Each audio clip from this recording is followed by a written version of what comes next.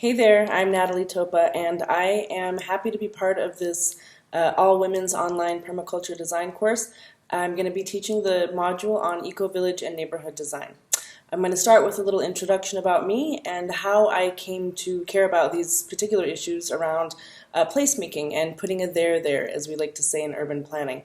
My background is actually in urban and regional planning with a focus on economic development. I got my master's degree almost 20 years ago in Colorado, but since then I've been working all over the world, and I've been based in the East African region for almost the last 14 years. And I did come here on a post-war town planning and reconstruction project after the war the 2005 peace agreement in South Sudan.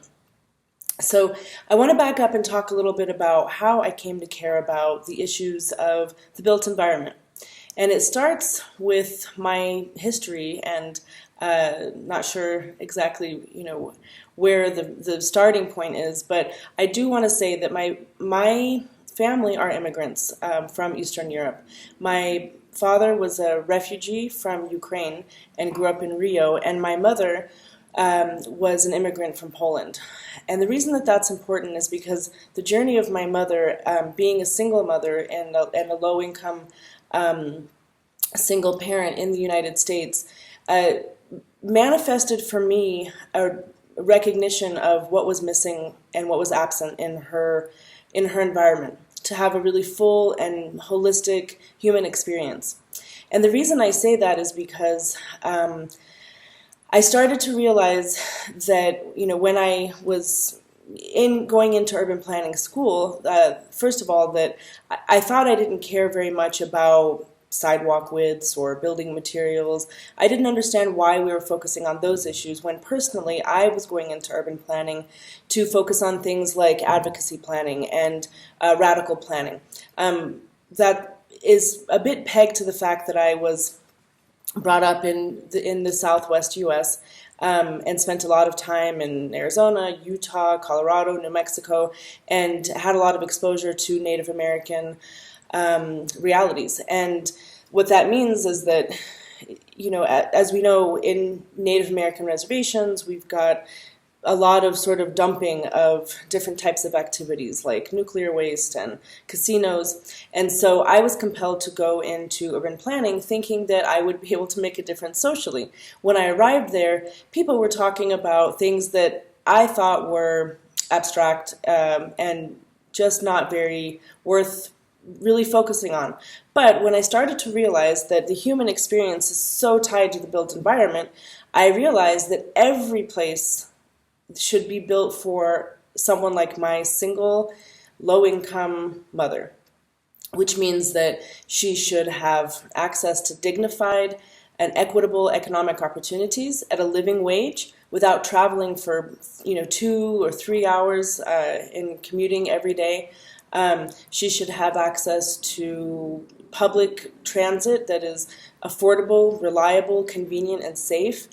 She should have access to affordable housing that isn't in slum conditions and dilapidated conditions. She should have access to healthy food, fresh foods, and not be economically so marginalized physically that she finds herself in a food desert. And she should have access to sort of the 5 daily errands, as we say, things like coffee, a newspaper, sandwich, dry cleaning, daycare, whatever that might be, that are, aside from home and work, what a human being has to run around and do.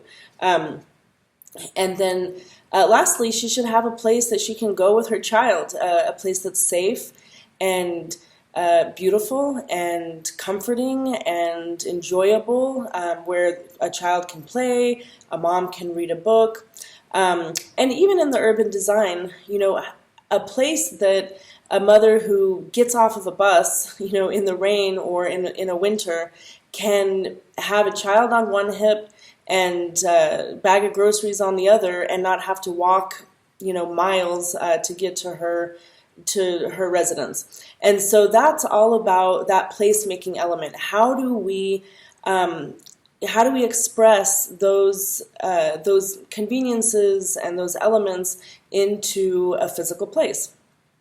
And so that is when I really began to care about physical planning and its relationship to socioeconomics, ecology also, because what is the relationship between the built environment and the local ecology? So I want to do this module so that we can, as I like to say, we can change your mental SIM card about placemaking.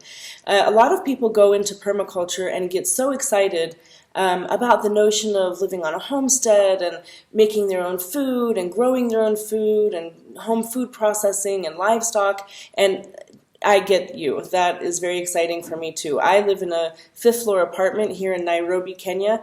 And I've had to sort of fit all those things into what I call my 5th floor farm. I have chickens here, I do vermicomposting, I raise micro livestock, I've got black soldier fly larvas, beetle grubs, earthworms, mealworms. I'm starting mushroom production, spirulina production, I do a lot of sprouting and fermenting. So I'm homesteading in my tiny little space up in the 5th floor apartment in Nairobi. But I say that because not everybody has the time or the resources or the courage to jump out, buy a piece of land, and develop it, make a village, a co-housing or intentional community. And so what I want to do is talk to you about 2 different things. One is, how do you make a village where you are? What kind of actions can you take? How can you mobilize people in your community? And what are sort of the key things to focus on that start to create that cohesive village feeling, both in terms of physical environment and the social environment? Because why do we like eco-villages? What is it about an eco-village that compels us, that is inviting and that's exciting about maybe wanting to move into something called an eco-village? Is it the eco or is it the village? Are we compelled by regenerative lifestyle that's more connected to nature, where we can have fresh organic food, and participate in carbon sequestration and trying to reverse damage to our environment? Or is it the village part? Is it about connection and togetherness with other humans and people who are at different points of their lives, elderly, children, and being part of a cohesive unit or context where you have the social elements of support and growth and that social capital, which is actually a driving determinant in resilience, which is the work that I do. I failed to mention that I currently work with refugees, displaced communities, and host community populations in about 10 countries in East Africa and Yemen. And so, when we talk about resilience, there are many elements to resilience. Governance, good governance, gender equity, ecological restoration, economic health, financial inclusion, market systems development, livelihoods. But at the core of that, people are not as resilient if they lack social capital. And what that means is connection to other human beings who can help them to aspire to new heights, to introduce ideas. It's what I call mouthbook. It's kind of like Facebook, but without the internet bandwidth. So we need social capital in our lives to reduce our vulnerability for a lot of reasons. Encouragement, we need encouragement. We need someone to sort of give us a little push to be bold in the things that we want to do, or point out some strengths and attributes that we may not see in ourselves.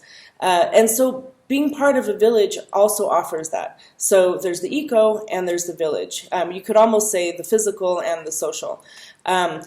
I want to talk about how do you do that where you are right now, wherever that is. If you are in a high-density urban environment, we can put a there, right? A village can be created in that context. If you are in a cul-de-sac, in a suburban situation, if you're in a rural area, or whether you actually are able to set out and establish an intentional community with fellow like-minded people who are interested to do the same. So I'm going to cut the intro video here, and then let's move on to the next section, which is on neighborhood design. Thanks.